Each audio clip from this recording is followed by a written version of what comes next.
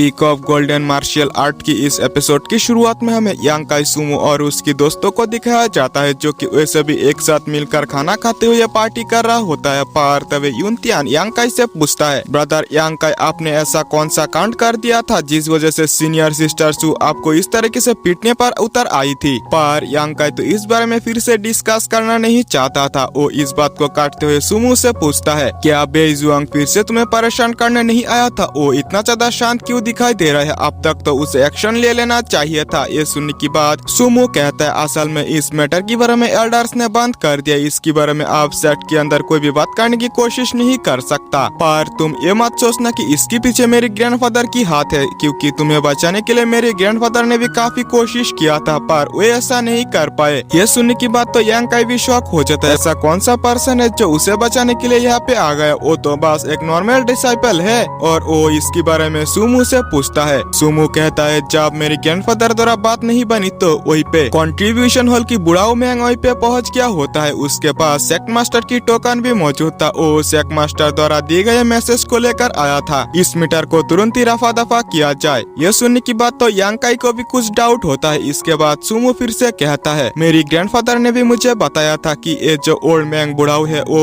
यानी कि उसकी कल्टीवेशन काफी ज्यादा अजीब है। उन्होंने भी इसके बारे में पता नहीं लगा पाया था। इसी के साथ साथ मुझे भी ये बुढ़ाऊ काफी ज्यादा अजीब लगता है। मैंने ऐसा भी सुना है कि इस बुढ़ाऊ की सेक्ट मास्टर के साथ उठना बैठना रहता है। ये सुनने की बात तो यांग काई और भी ज्यादा शॉक में पड़ जाता है। ये सुनने की बात यांग काई भी वहाँ से उठते हुए कहता है, मुझे भी यहाँ से तुरंत ही बुढ़ाऊ मैंग के पास जाना चाहिए और इसके बारे में थैंक्स करना चाहिए, क्योंकि उसने कई दफा मेरी मदद की। ये सुनने की बात सुमो भी कहता है, ऐसी शुभ काम में देरी क्यों? हमें टाइम वेस्ट नहीं करना चाहिए और तुरंत ही उस खड़ूस बुढ़ाऊ के पास पहुंचना चाहिए। और वैसे भी यहाँ से निकल पड़ता है। अब यहाँ से सीन शिफ्ट होता है और हमें खड़ूस बुढ़ाऊ को दिखाया जाता है, जो कि सो रहा होता है। सुमो वहाँ पे पहुँचते ही कहता है, अबे बुढ़ाऊ, सॉरी ग्रैंडफादर मैंग, हम यहाँ पे पहुँच चुके हैं। बुढ़ाऊ कहता है, मुझसे आज तुम इतना अच्छी तरीके से बात क्यों कर रहे हो? अगर तुम लोग यहाँ पे तुम्हारी हेल्प करने के लिए मुझे थैंक्स करने के लिए आए हो तो वो कहने की जरूरत नहीं है। मैं तो बस सेक्ट मास्टर की ऑर्डर्स को फॉलो करता हूँ। खैर तुम लोग यहाँ से जा सकते हो सिवाय यांग काई के। और सुमो ये सुनते ही वहाँ से चला जाता है। इसके बाद यांग काई कहता है, बुढ़ाओ मैंग, तुमने मेरी मदद क्यों की? पहले भी एक बार तुमने मेरी मदद की थी। क्या इसके पीछे तुम्हारी कोई साजिश हो सकता है? ये सुनने की बात ओल्ड मैंग हंसते हुए कहता है, अरे नहीं, फिलहाल के लिए तुम चुप रहो। और वो तुरंत अपनी पावर्स का इस्तेमाल करते हुए सुमो और उसकी दोस्तों को तुरंत अंदर खींच लेता है और गुस्से में कहता है, क्या तुम लोग अभी भी ऐसे जाना नहीं चाहते? ये सुनने की बात तो सुमो तुरंत ही वहाँ से डरते हुए चला जाता है। इसके बाद यांग काई फिर से पूछता है, अबे बुढ़ा, अब तो बताते तूने मेरी मदद क्यों की? तू मेरे पीठ पीछे कौन सा खिचड़ी पका रहा है? ये सुनने की बात ओल्ड में आगे आते हुए यांग काई से कहता है, अपना हाथ दो ताकि मैं तुम्हारी बॉडी को चेक कर सकूं। और वो उसकी बॉडी को चेक करते हुए कहता है, तुम काफी ईमानदार पर्सन होने के साथ साथ दयालु भी हो, जो कि हर किसी की दयालुता के लिए ईमानदार रहते हो। ये सुनने की बात यांग काई भी हंसते हुए कहते है, अबे बुढ़ाओ, बात तो तूने ठीक कहा। इसके बाद बुढ़ाओ फिर से कहता है, मैं चाहता हूँ कि तू मेरे ऊपर एक लास्ट टाइम की तरफ से एहसान कर दो। ये सुनने की बात यांग काई तुरंत ही इस काम के लिए इनकार करते हुए कहता है, अबे बुढ़ाओ, तेरी इरादे मुझे पूरी तरीके से पता है। पर वो बुढ़ाओ यांग काई की काफी ज्यादा करीब आते हुए कहता है, क्या तुम दयालुता का बदला इस तरीके से चुकाओगे? मैंने तुम्हारी कई दफा मदद की, क्या तुम मेरी मदद करने से इनकार कर दोगे? तुम्हें मेरी मदद चाहे कुछ भी हो जाए करना ही होगा, तुम ऐसा नहीं कर सकते। इसकी ऐसी हरकतों की वजह से तो यांग काई की सिर फटा जा रहा था और वो चिल्लाते हुए कहता, अबे बुढ़ाओ, दूर हो जा। अगर फिर से तू मेरे साथ कोई मजाक या हरकत करने की कोशिश तो मैं तुझे काट के फेंक दूंगा। ये सुनने की बाद बुढ़ाओ उसे शांत करते हुए कहता, अबे ठरकी, चुप हो जा, तू सही में काफी ज्यादा गंदा लड़का है। खैर लगता है मुझे तुम्हें सच बताना ही होगा। और वो यांग काई के करीब आते हुए कहता है, क्या तुमने कभी किसी लड़की के साथ रहा है? यह सुनने की बात यांग काई कहता है, क्या लगता है बुढ़ा पागल हो चुका है? इसके बाद वो बुढ़ा फिर से कहता है, इसका मतलब ये हुआ कि तुमने कभी भी ऐसा नहीं किया। तुम्हारे पास एक चांस मौजूद है, तुम काफी ज्यादा लकी हो। इसके बाद यांग काई कहता है, खैर लगता है ये बुढ़ाओ अब पागल पूरी तरीके से हो ही चुका है। और वो बुढ़ाओ से कहता है, मैं तुम्हारी हेल्प करूंगा, पर ये आखिरी बार होगा। ये सुनने की बात तो बुढ़ाओ भी काफी ज्यादा खुश हो चुका था और वो कहता है, मुझे पता था कि तुम ऐसा ही करोगे। इसके अलावा इस काम को तुम्हारे अलावा और कोई कर ही नहीं सकता।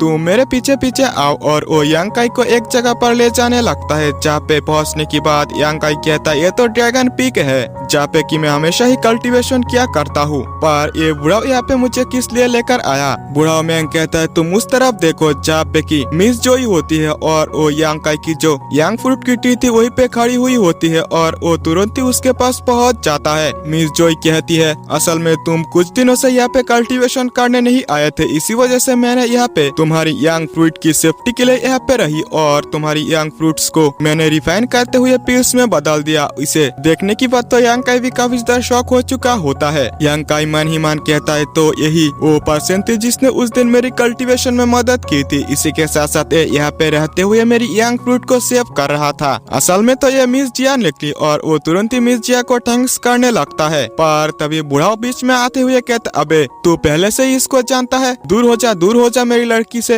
ये तो मेरी डिसाइपल है। पर इस बात को काटते हुए यंग काई कहता, अबे बूढ़ा पहले ये बता कि मैं मिस जॉय की किस तरह से हेल्प कर सकता हूँ। ये सुनने की बात दोनों डिसाइपल और मास्टर आपस में ही कानाफूसी करने लगता है। ये देखने की बात यंग काई भी कहता है, अबे ये फिर से पागल हो चुका है। कुछ देर तक कानाफूसी करने की बाद बूढ़ा मैंग कहता है, क्या तुम विश्वास रखते हो कि कुछ लोग इस दुनिया में अलग तरीके से पैदा होते हैं और उनके अंदर टैलेंट भी काफी ज्यादा होता है, जो कि मेरी डिसाइपल जिया भी इसी तरीके की है। इसकी बॉडी आम लोगों से काफी ज्यादा अलग है। आम लोगों को जिस काम को करने में काफी ज्यादा दिक्कत होती है और वो काफी देर तक कोशिश करने की बात भी कर नहीं पाता, ये वो कामों को काफी इजीली कर देती है। इस तरह की बॉडी 10,000 लोगों में से 1% के पास भी होने की चांसेस काफी कम होता है। यंग काई कहता है, पर मिस जॉय के पास किस तरह की बॉडी है और किस तरह की टैलेंट है। ये सुनने की बात बूढ़ा मैंग फिर से कहता है, क्या तू देखना चाहता है। मिस जॉय से कहते, अबे डिसाइपल तू तुरंत ही जा और कुछ यंग फ्रूट्स को तोड़ कर लेकर आ। मिस जॉय भी ऐसा ही करते है। इसके बाद बूढ़ा कहता है, अब अपनी जलवा दिखाओ। ये सुनने की बात मिस जॉय तुरंत ही उस यंग फ्रूट को वहीं पे रिफाइन करने लगती है।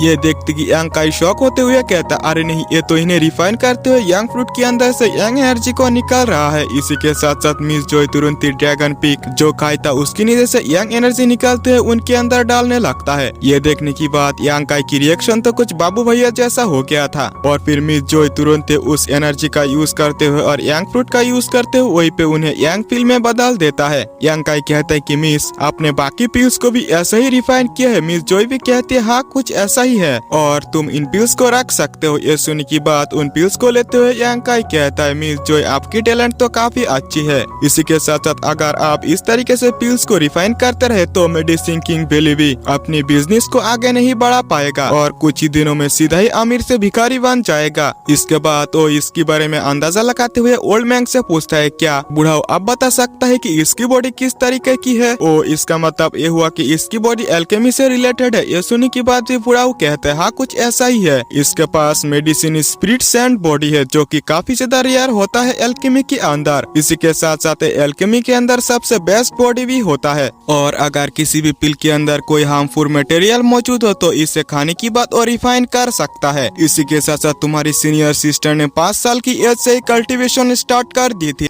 अब उसकी प्रेजेंट कल्टीवेशन जो है वो सेपरेशन रियलम की पीक पर पहुंच चुका है। मैंने जानबूझकर उसकी कल्टीवेशन को काफी ज्यादा सप्रेस कर दिया। अगर मैं ऐसा ना करता तो उसकी कल्टीवेशन अब तक ट्रू एसेंस रियलम से भी ज्यादा आगे निकल चुका होता। यंग काई भी सोचते हैं अगर इसकी कल्टीवेशन को सप्रेस ना किया होता तो शायद से इसकी कल्टीवेशन सुमू से यानी कि सुमू की सिस्टर से भी आगे निकल चुका होता। इसके बाद बूढ़ा मैंग फिर से कहता है, ये जल्दी ट्रू एसेंस रियलम पर पहुंचने वाला है। इससे पहले इसकी बॉडी में हमें कुछ सुधार करने की जरूरत है। इसकी वजह से इसे 9 इनकंडेंसिंग वॉश को रिफाइन करने की जरूरत है और ये चीज रिफाइन करना इसके लिए इतना ज्यादा आसान नहीं है क्योंकि वही लोग जिसके पास ट्रू यंग एनर्जी की कल्टीवेशन मौजूद है वही 9 इनकंडेंसिंग वॉश को कंट्रोल कर सकता है। 9 इनकंडेंसिंग वॉश के अंदर स्पिरिचुअल पावर काफी ज्यादा मात्रा में होता है। इसी के साथ साथ इसके पास अपनी स्पिरिट भी मौजूद है। इसे तुम ही हो जो कंट्रोल कर सकता है और मेरी मदद कर सकता है। इस काम को वो शायद ही अकेले कर पाए, तुम्हारी मदद के बिना इस काम को किया नहीं जा सकता। इसी वजह से मुझे तुम्हारी मदद चाहिए। और बुढ़ाओ की ये कहती ये एपिसोड भी यहीं पे एंड होता है। ये एपिसोड अगर आप लोगों को अच्छा लगा तो कमेंट में जरूर से बोल देना। इसी के साथ साथ चैनल को सब्सक्राइब करके वीडियो को एक लाइक जरूर से करना। ज्यादा से ज्यादा आप इस वीडियो को अपने दोस्तों से शेयर कर सकते हो जो कि ऐसी वीडियो देखना पसंद करते हो।